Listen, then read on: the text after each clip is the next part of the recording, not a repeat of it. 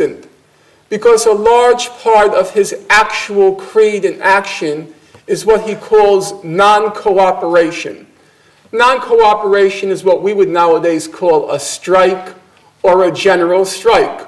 Workers walk out of their plant, they refuse to cooperate, or a whole society refuses to cooperate with a government. But when you walk off your job, you go on strike, or a whole population goes on a general strike, they're obviously not trying to evoke love from their opponents. It's being coercive. You're trying to get your employer or your government to recognize that the costs are too high and it's preferable to settle. That's not love. That's coercion. It's not violent coercion, but it is coercion. Even if you take at the other extreme the most self-suffering form of action, say a fast until the death. Gandhi had many quarrels with his critics who insisted to him, Gandhi, who are you kidding? You know full well that when you go on a fast, you're not moving your opponent from from love. It's coercion. You're coercing them to give in to your demands because you're threatening. If you don't give in, I'm going to die. And if I die, this whole society is going to break into civil revolt. That's coercion. And so even fasting, which seems like the ultimate form of self-suffering, Gandhi would deny it and make all sorts of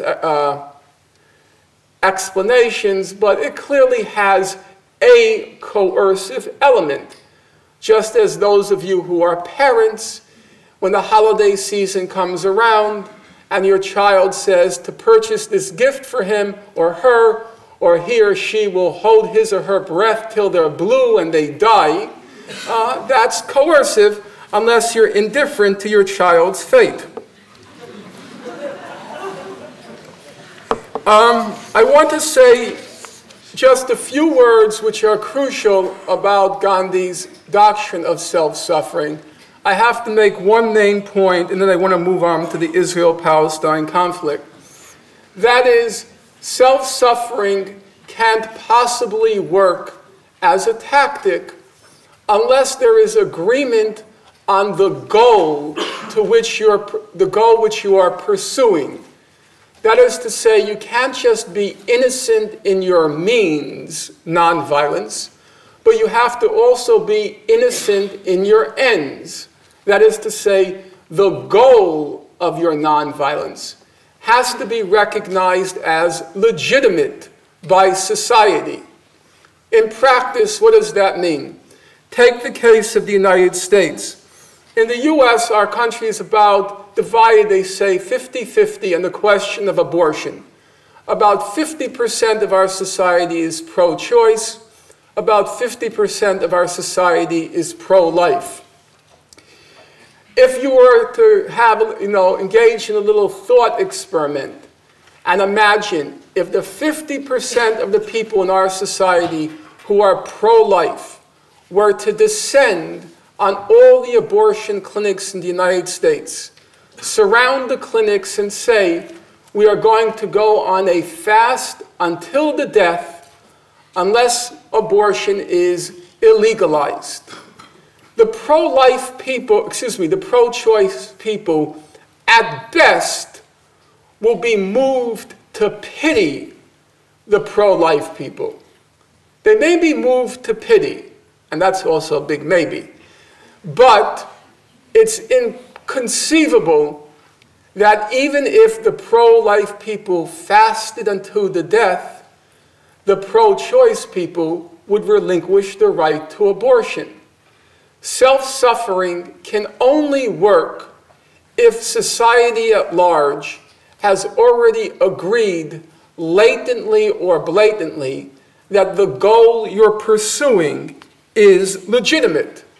And if the goal you're pursuing is seen as legitimate, then your aim is to try to get the public to act on what its conscience already tells it is wrong. A lot of people know things are wrong, but they don't act on them. And then the purpose of the self-suffering, the fast, and other forms of civil disobedience is to use Gandhi's image to quicken the conscience, to awaken the conscience to the fact that what's happening is wrong. It can't be avoided anymore. It can't be evaded anymore because these people are out there suffering and they're making the wrong known. And then hopefully people will act. That's his expectation. And as I say, the expectation hinges on the public recognition that there's something wrong. And Gandhi was very clear on that. Whenever he undertook a campaign, for example, to rid Hinduism of what he called the blot of untouchability, or to rid India of the scourge of alcoholism. When people would ask Gandhi, why alcoholism and not other vices, his answer was very straightforward. He would say, the drink evil, alcoholism, has been recognized as such by the people of this land, but the other evils are more or less fashionable. Gandhi is a practical reformer. He changes, He changes what can practically be changed. And what in his mind can practically be changed are those violations of human rights, morality, where society already recognizes latently, not necessarily at the forefront of their consciousness, that there is a wrong here. Having said that, let me now turn to the Israel-Palestine conflict and see what we can learn or apply from Gandhi. First of all, a couple of qualifications again. No one has the right to tell Palestinians that they must renounce violent means to end the occupation. Why? It's the Gandhian standard. According to the accepted canons of right and wrong, people are allowed to use violence to oust occupiers. Of course, according to current standards, that means you cannot target civilians. That's part of current right and wrong being what's embodied in what's called humanitarian law or human rights law, a fundamental principle of which is you cannot target civilians. But apart from that crucial qualification, every other people is allowed to use violence to evict occupiers. No one has the right to tell Palestinians they cannot. Number two, using the Gandhian standard, not my own, if Palestinians cannot find the moral reserves to practice nonviolence, then according to the Mahatma, it is not only their right, but their duty to hit back and hit back hard those who have wrecked their lives and violated their persons. Palestinians are not obliged to acquiesce in assaults on their human dignity. Quite the contrary, they have a responsibility to defend their dignity against such assaults. In Gandhi's words, non-violently if they can, but violently if they must. If I suggest now this evening that Palestinians should use non-violent civil resistance, it's not because I think they should be held or they should hold themselves to a higher standard. It's because of one of Gandhi's practical insights.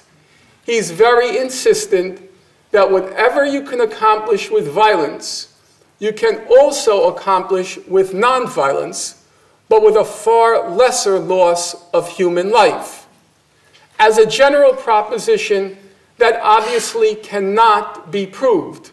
So during World War II, Gandhi was adamant that had the countries which had been occupied by the Axis, had they engaged in non-cooperation and non-violent civil resistance, that the Nazis could have been defeated. It's possible,